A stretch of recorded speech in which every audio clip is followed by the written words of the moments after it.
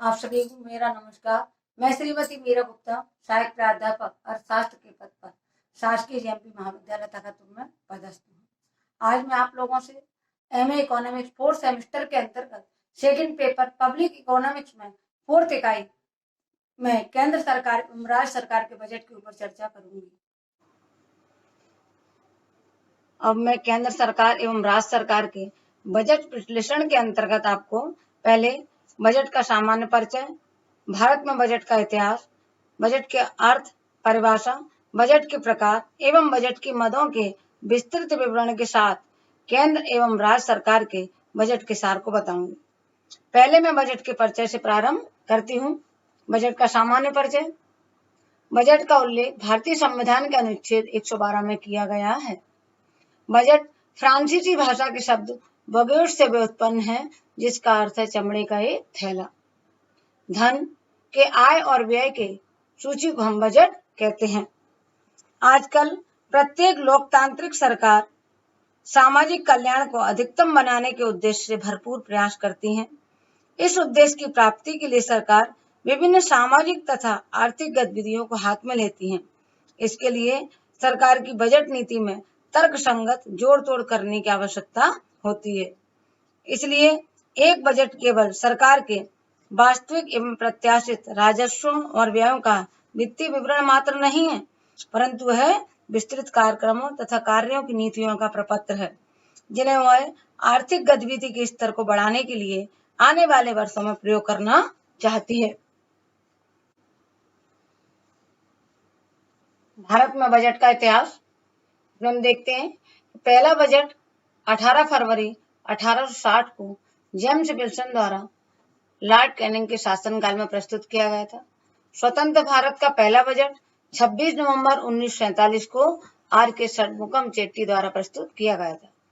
सन 1924 में rail budget को आम बजट से अलग किया गया था और वित्तीय वर्ष 2017-18 में रेल बजट को आम बजट में समाहित करके प्रस्तुत किया गया। 2017-18 की एक विशेषता और रही, बजट प्रस्तुत करने की तिथि में बदलाव किया गया।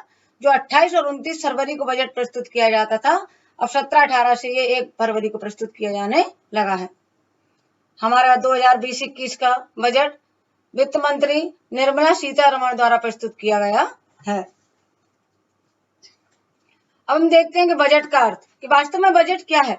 अभी हमने साधारण शब्दों में देखा कि बजट किसे कहते हैं, हम आय व्यय के ब्यौरे को बजट कहते हैं। अब बजट में हम देखते हैं कि 3 वर्षों की जो आय व्यय होती है उनको मिलाया जाता है, जिसमें पिछले वित्तीय वर्ष की वास्तविक आय व्यय, चालू वित्तीय वर्ष की संशोधित आय व्यय एवं आगामी वित्तीय वर्ष के लिए अनुमानित आय व्यय के लेखे जोखे को मिलाया जाता है। इसको हम बजट कहते हैं। बजट की परिभाषा अलग अलग अर्थशास्त्रियों ने अलग अलग दी है। हेराल्ड आर ब्रूस का कहना है कि बजट किसी संगठन की अनुमानित आय तथा प्रस्तावित व्यय का वित्तीय वक्तव्य है, जो आगामी वर्ष के लिए तैयार किया जाता है। इसमें प्रोफेसर वेस्टवेल का कहना है कि बजट का अर्थ है कि एक दिए गए समय के लिए वित्तीय प्रबंध जिसके साथ विधानसभा में स्वीकृत के लिए पेश करने का सामान उलझाव जुड़ा हुआ होता है, इसको हम बजट कहते हैं।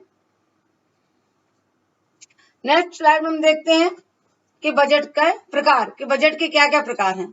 तो पहला है पारंपरिक बजट, जिसको आम बजट भी बोलते हैं। दूसरा है परमाणुन्मुखी बजट या आउटकम बजट।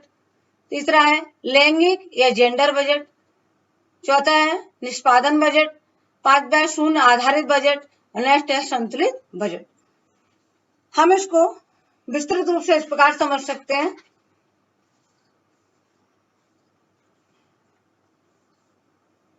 पहला पारंपरिक बजट। पारंपरिक या आम बजट सरकार की आय और व्यय का वार्षिक लेखा जोखा होता है।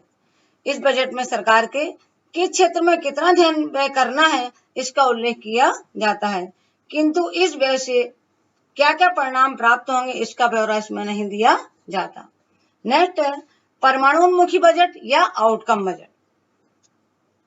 आम बजट से कई बार निर्धारित परिणाम सुनिश्चित नहीं किया जा सकता, इसलिए लक्ष्य को ही निर्धारित करके बनाए जाने वाला बजट परमाणुन्मुखी बजट या आउटकम बजट कहलाता है। इसके अंतर्गत साधनों के साथ साथ उन लक्ष्यों को भी निर्धारित कर दिया जाता है जिन्हें प्राप्त करना आवश्यक माना जाता है। इसके अंतर्गत एक वित्तीय वर्ष 1 अप्रैल से 31 मार्च की अवधि के बीच में लिए किसी मंत्रालय अथवा विभाग को आवंटित किए गए बजट में मूल्यांकन किए जा सकने वाले भौतिक लक्ष्यों का निर्धारण इस उद्देश्य से किया जाता है जिससे बजट में क्रियाकलापों को परखा जा सके। नेक्स्ट है लैंगिक बजट या जेंडर बजट। भारत में जेंडर बजटिंग की शुरुआत वित्तीय वर्ष 2005-06 के आम बजट से की गई थी। इसका प्रयोग सबसे पहले 1982 में ऑस्ट्रेलिया में किया गया था। सरकार द्वारा निर्मित ऐसा बजट जो संसाधनों एवं कार्यों का आवंटन लिंग के आधार पर करता है जेंडर बजट कहलाता है। इसमें महिला और शिशु कल्याण को ध्यान में रखकर बनाया जाता है। यह बजट महिला विकास और सशक्तिकरण की योजनाओं के लिए राशि को सुनिश्चित करता है कि महिलाओं के लिए और बच्चों के कल्याण के लिए कितनी राशि निश्चित की जाएगी, इस बजट के अंतर्गत इसको बताया जाता है। नेक्स्ट है निष्पादन बजट। ऊपर आयोग 1949 की संशोधन पर इस बजट का सबसे पहले प्रयोग यूएसए में कृषि क्षेत्र में किया गया था। भारत सरकार द्वारा वित्तीय वर्ष 1975-76 के आम बजट से निष्पादन बजट की शुरुआत की गई थी। भारतीय संसद में पहली बार 25 अगस्त 2005 को निष्पादन बजट वित्त मंत्री पी चिदम्बरम द्वारा प्रस्तुत किया गया था। कार्यों के परिणाम को आधार बनाकर निर्मित किए जाने वाला बजट निष्पादन बजट कहलाता है। निष्पादन बजट के अंतर्गत लक्ष्योन्मुखी प्रणाली पर यह आधारित होता है जिसमें केवल संगठनात्मक आय व्यय का हिसाब ही नहीं बल्कि लक्ष्य को भी ध्यान में रखकर यह बजट बनाया जाता है। इसको हम निष्पादन बजट कहते हैं। नेक्स्ट है शून्य आधारित बजट। इस बजट की शुरुआत 1970 के दशक से प्रारंभ हुई थी। भारत में शून्य आधारित बजटिंग को 1987-88 के आम बजट के साथ शुरू किया गया। यह बजट गत वर्षों के आंकड़ों को आधार न मानकर शून्य को आधार मानते हुए बनाया जाता है। इस बजट को तब अपनाया जाता है जब आम बजट घाटे में चलने लगता है। यह बढ़ते घाटे को अंकुश लगाने में सहायक होता है। शून्य आधारित बजट व्यय होने के पश्चात पुनरीक्षण एवं अंकेक्षण द्वारा नियंत्रण करने के दृष्टिकोण पर आधारित नहीं है बल्कि सार्वजनिक व्यय होने के पूर्व ही उसकी उत्पादकता, उपयोगिता, खर्च के तार्किकरण पर आधारित दृष्टिकोण इसमें रखा जाता है। नेक्स्ट है संतुलित बजट। यह एक आदर्श बजट है जिसे व्यवहार में लाना अत्यंत कठिन है। संतुलित बजट में विभिन्न क्षेत्रों का समान अनुपात में आवंटन किया जाता है तथा इसमें व्यय एवं प्राप्ति का अंतराल सीमित होता है।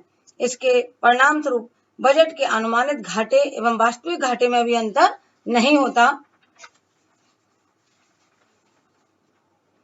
इस तरह से अभी हमने बजट के प्रकार देखे हैं।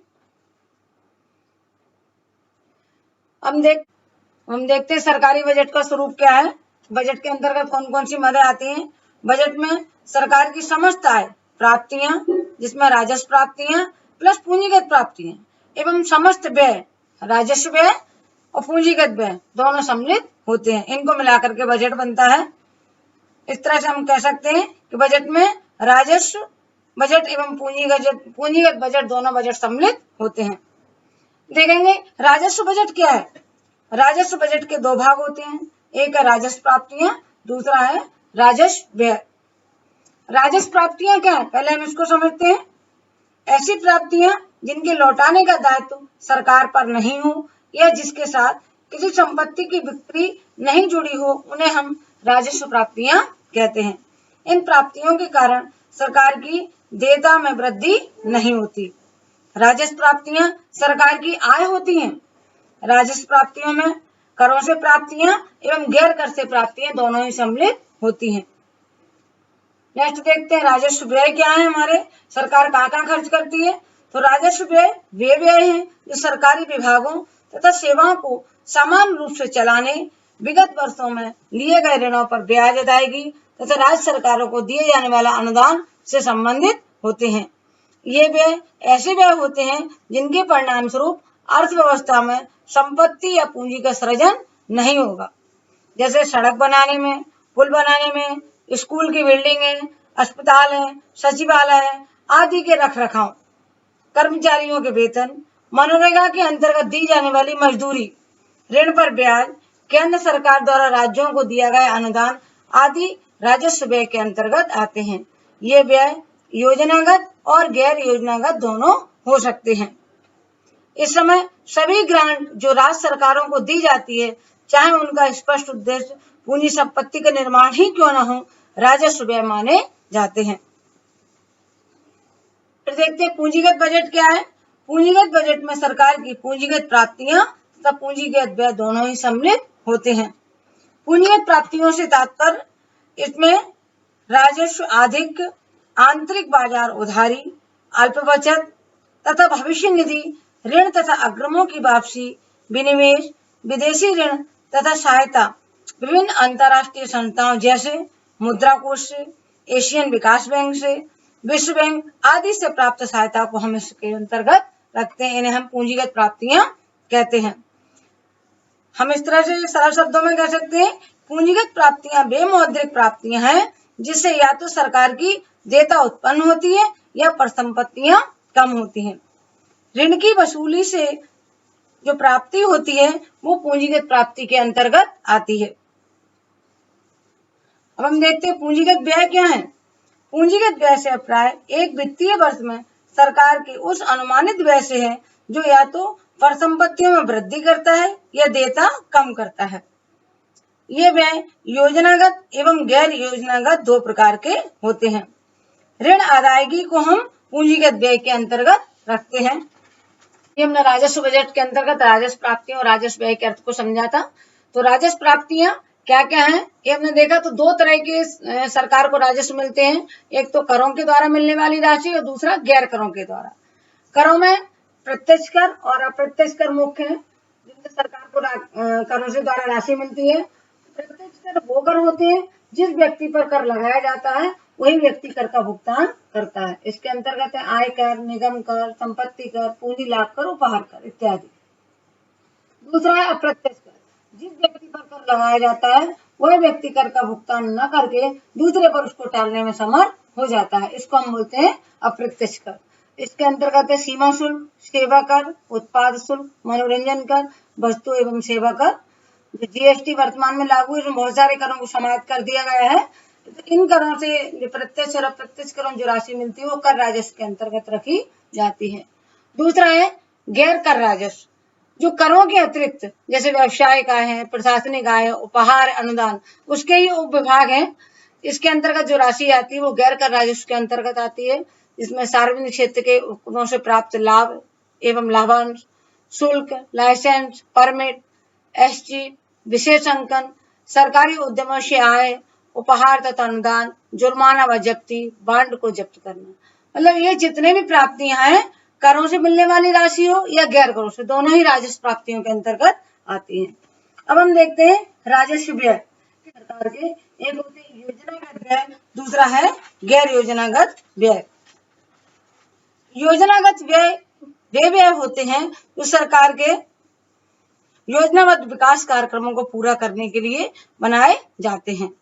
यह व्यय वास्तव में केंद्रीय योजना को पूरा करने के लिए दी गई बजटरी सहायता को व्यक्त करता है। इसमें राज्य तथा संघ शासित क्षेत्रों को उनकी योजनाओं को दी जाने वाली केंद्रीय सहायता भी सम्मिलित होती है।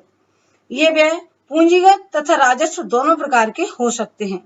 इसके अंतर्गत सरकार या योजना आयोग द्वारा किया गया उपभोग तथा निवेश दोनों प्रकार के व्यय शामिल होते हैं। उदाहरण के तौर पर हम देख रहे हैं कृषि है, ऊर्जा, संचार, उद्योग, यातायात, सार्वजनिक सेवाएं जैसे शिक्षा, स्वास्थ्य, पेयजल, आवास इत्यादि।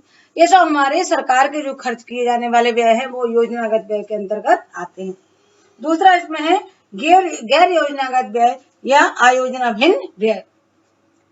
गैर योजनागत व्यय सरकार के वो व्यय हैं जो योजनात्मक विकास संबंधी कार्यक्रमों के अतिरिक्त अन्य कार्यों पर खर्च किए जाते हैं। इसमें सरकार के उपभोग तथा निवेश व्यय दोनों सम्मिलित होते हैं। जैसे उपभोग कौन से, जैसे भूकंप, महामारी, बाढ़ आदि से पीड़ितों को अनाज तथा गृह निर्माण के लिए दी गई राहत आदि। जो पहले से इनके बारे में कोई योजना नहीं बनती है, अकस्मात कोई खर्च आ जाते हैं, उनको हम गैर योजनागत व्यय कहते हैं। इसमें वे सभी व्यय जो सरकार के सामाजिक तथा आर्थिक सेवाओं से संबंधित होते हैं, ये सब व्यय। इसमें ब्याज अदायगी देख रहे हम, सब्सिडी है, राज्यों का अनुदान है, वृद्धावस्था पेंशन है, वेतन है, छात्रवृत्ति, ये सब हमारी गैर योजनागत व्यय के अंतर्गत आते हैं। नेक्स्ट देखते हैं हम पूंजीगत बजट। पूंजीगत बजट में भी दो मदें शामिल होती हैं, एक होता पूंजीगत प्राप्तियां, दूसरा है पूंजीगत व्यय।